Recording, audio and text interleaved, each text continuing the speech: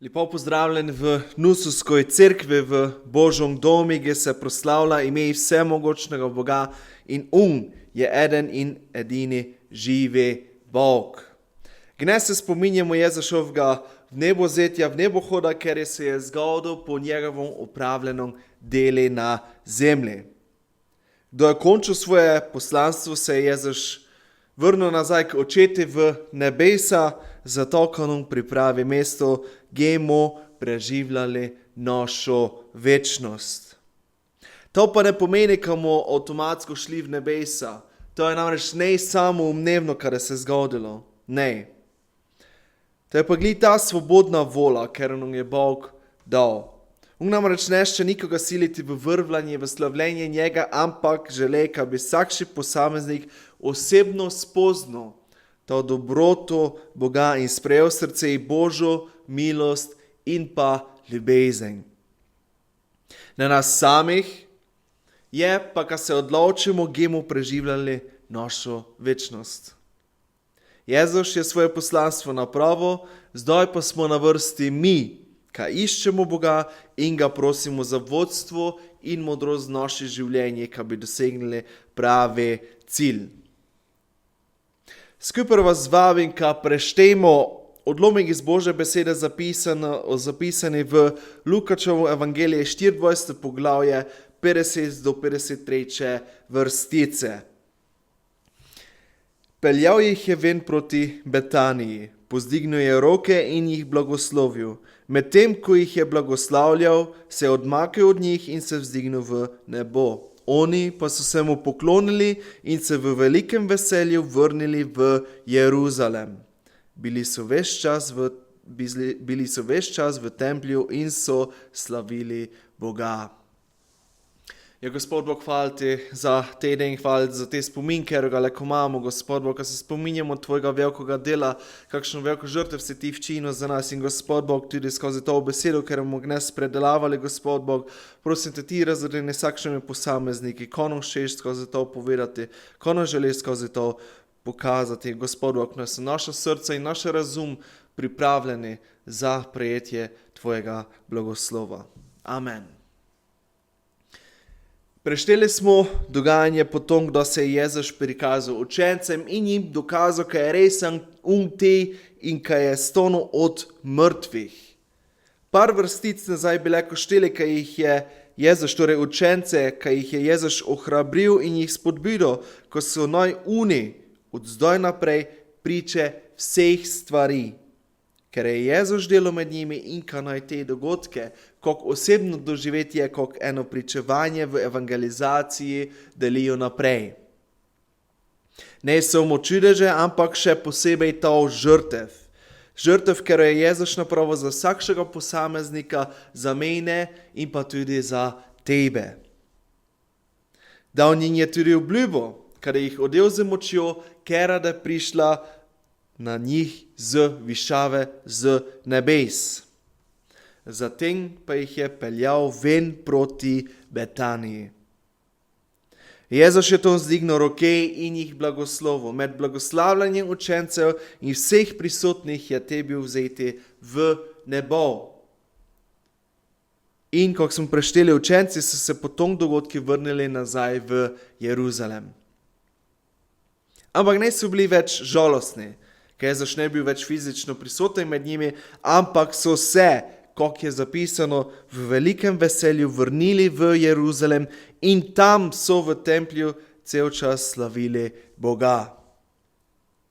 Torej učenci so bili radosti zato, ko se je zgodilo. Jezus njim je odprl ko so doumeli pisma, ko so doumeli vse stvari, vse pričevanja, vse prilike, vse stvari, ko so se dogajale v zadnjih 3,5 let njihovih življenj. In te so bili v pričakovanju na očetovo obljubo. Učenci so se veselili in radovali v tom, ko se je zgodilo. In med čakanjem so že slavili Boga na ves glas. Ne so čakali, ko so prejeli Svetega Duha, ko bi takoj začeli slaviti Gospoda, ampak so že po vnebovzetju začeli z slavljenjem. Zakaj bi držali to v sebi, če se pa če so pa ponovno doživeli z Jezusom, z Gospodom nekaj čudovitega. In Psalm 2:30, 11. vrstica pravi tako: Veselite se v Gospodu, radujte se, pravični, vriskajte vsi, ki ste iskreni v srcu. Poznaš Boga in si izkusil njegovo milost?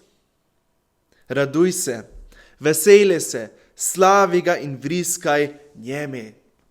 Bog Oče se veseli vsakšega deteta, ker se predaja njemi v molitvi, v slavljenje, v preučevanje Božje besede, Svetega pisma in v pripravljanje na ponovni prihod. Ali si pripravljen na Jezusov ponovni prihod? Ali pa mogoče nočešno pitanje: ali sploh znaš, kada je Jezus ponovno prišel na zemljo po svoje? 2. Peter, leko preštejmo 2. Peter, 3. poglavje, 10. vrstica. Prišel pa bo Gospodov dan kakor tat, tedaj bo nebo s hrumom prešlo, prvine se bodo v ognju razkrojile, zemlja in dela na njej pa bodo razkrita. In tudi tu imamo zapisano in podano ta obljubo, kada je Gospodov den in nauk v prihodnosti prišel. In pa kada vsi znali, kaj je to Jezusov prihod, kaj je to njegov ponovni prihod na zemljo.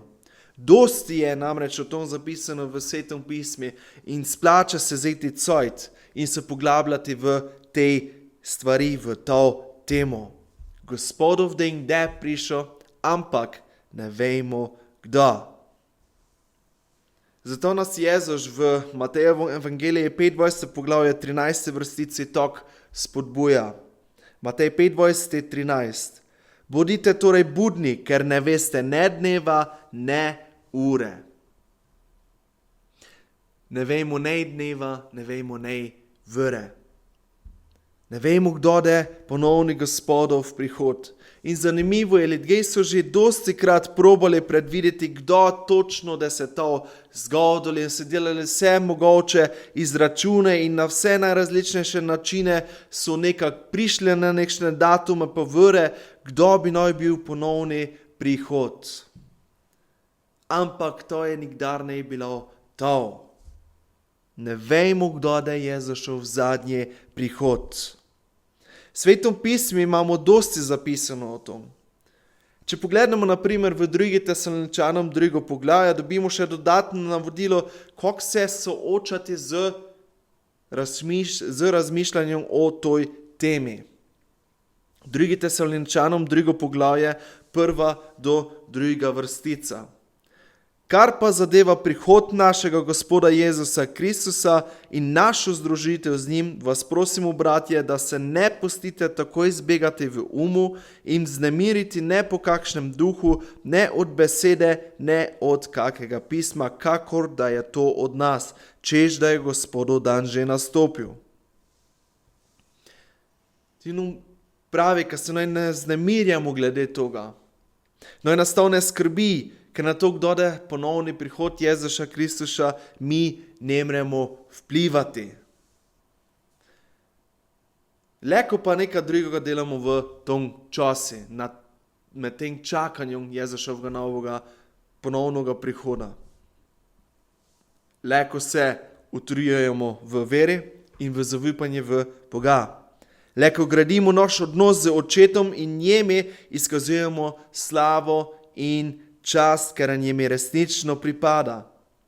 In to nalogo imamo zapisano v priročniki za naša življenja. Ne gočim nekšnih svojih idej ali pa prepričanj, ko bi dobro bilo, ampak samo to, ko je zapisano v Svetom pismu, po katerem bi se noj usmerjali, v katerem bi noj iskali odgovore in nasvete. To je glavni izvor svežine Božje ljubezni v Svetom pismu. Ali si pripravljeni na Gospodov ponovni prihod? Če ne, ti je zdaj zadnji čas, ka se pripraviš. Kdo se boš odločil predati Bogu in delati za njega? Kdo boš končno rešil vse ocene? Kdo boš končno dobil to dobro službo? Kdo boš rešil svoje finančne težave? Kdo se boš rešil zasvojenosti? Kdo boš zdrav? Kdo boš dosegel določena leta? Kdo boš prestal trenuten vihar v življenjih? Kdo ti Bog končno odgovoril na molitvi? Ali je Jezus čakal, ko izpuni svoje poslanstvo, ker je bilo biti žrtvovani za moje in tvoje grehe, ko je te začel delovati? Ne.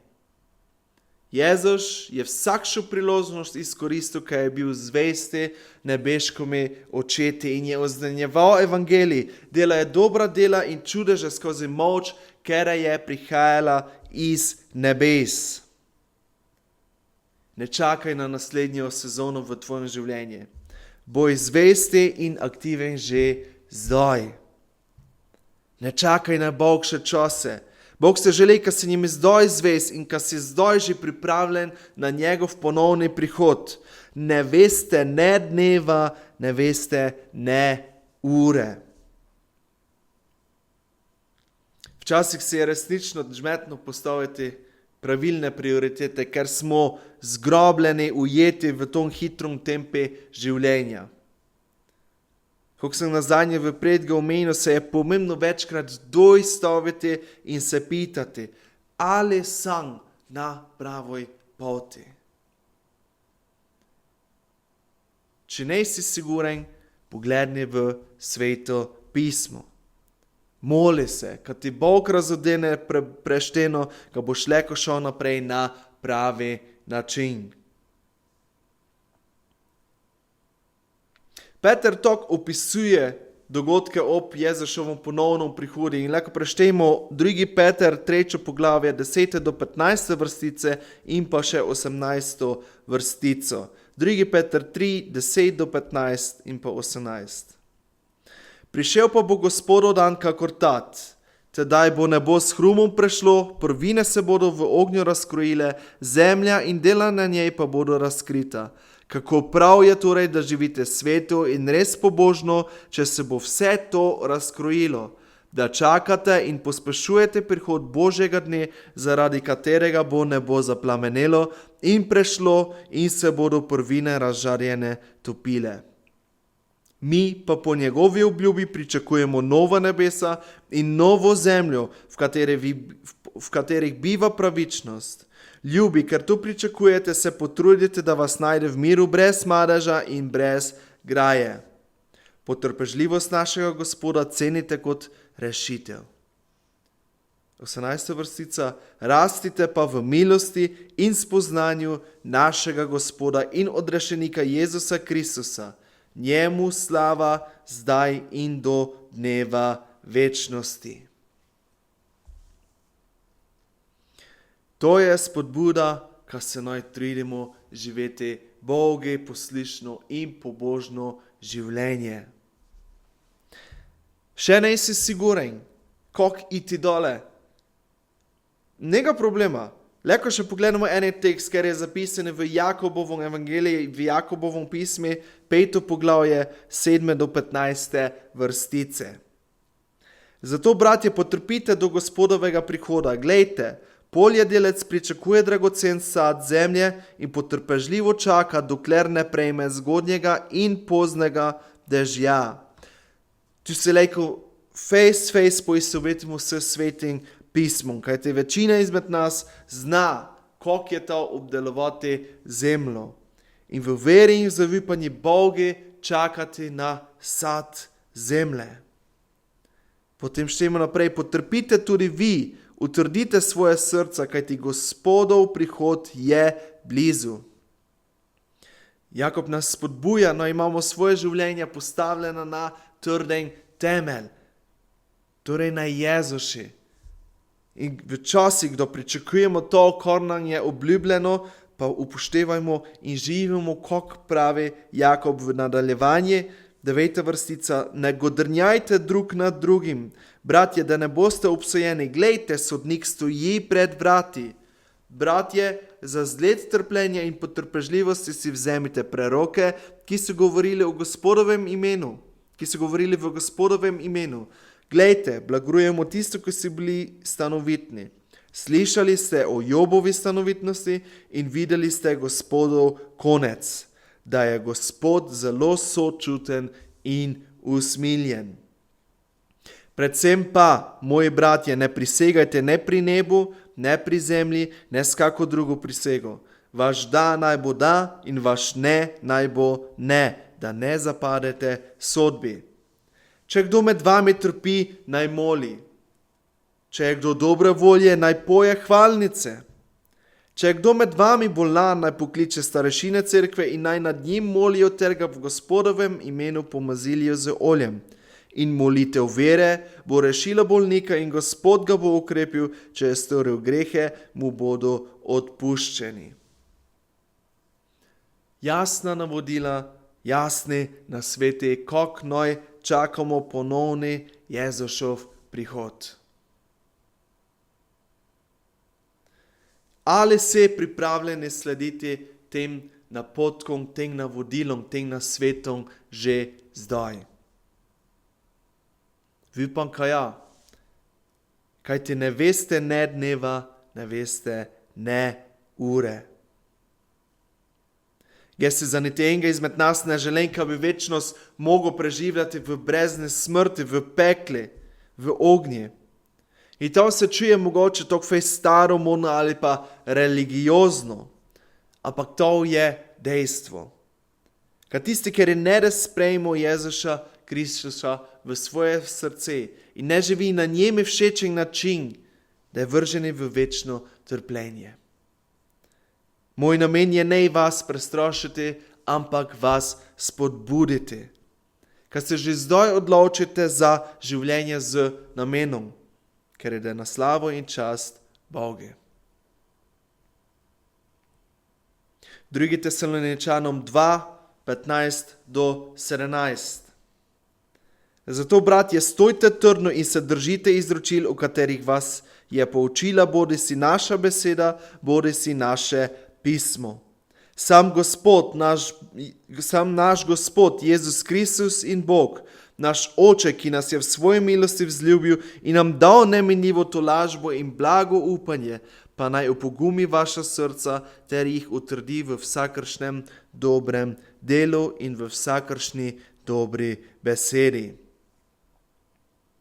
Naš Bog je dober Bog. Je Bog poln ljubezni, milosti, radosti.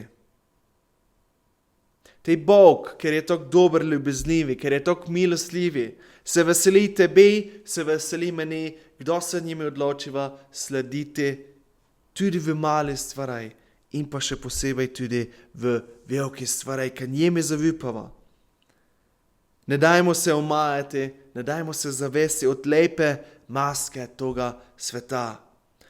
To, ko nam Bog ponuja, nas resnično lahko izpuni in pripelje do večne skupnosti z njim. Ne vemo, kdo, da je Jezus prišel po svoje. Zato je najboljše, kar ne čakamo in že zdaj posvečamo svoj čas za njegovo slavo in smo zvesti Bogu na vseh naših korakih. Amen.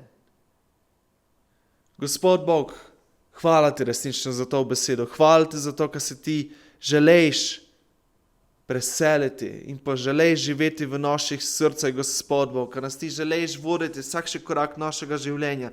In Gospod Bog, hvala ti za to tvoje čudovito delo, za tvoje žrtev, ker si včinil, Gospod Bog, ker si dal svojega sina, ki je lahko umrl za moje grehe, ki je lahko umrl za grehe vsakšega posameznika na tom svetu, Gospod Bog, ki imamo takšno svobodno pot priti do tebe. In hvala ti tudi to znanje. Hvala ti za to znanje, ker znamo, ker si ti, Jezus, pri svojim očetu v nebesa. In Gospod Bog, hvala ti, ker si nas ti že vnaprej upozoril in nas povedal, ker priješ ti ponovno po svoje in nas opogumljaš k želeš, kad delamo na sebi, Gospod Bog, kad delamo na tom odnosi s Tjov, Gospod Bog, kad iščemo Tvoju besedo znova in znova, kad preberemo Tvoje sveto pismo in se včimo, in se damo navdihniti od Tvoje besede, Gospod Bog. Resnično Ti odpri naše srce, naš razum za razumevanje besede, kjer štemo, kjer poslišamo. In Gospod Bog, tudi pri slavljenju, pri petje Tvojih, prepevanje Tvoje pesmi in slavljenje z inštrumenti. Gospod Bog, da bi lahko vsak še posameznik bil Tebi iskreno odpreti v besede, Gospod Bog. In Gospod Bog, Tebi predajamo vse, kar smo, našo pot, naše korake, Gospod Bog. Naj so do toga časa, kad Ti priješ po svoje, Tebi predani. Amen.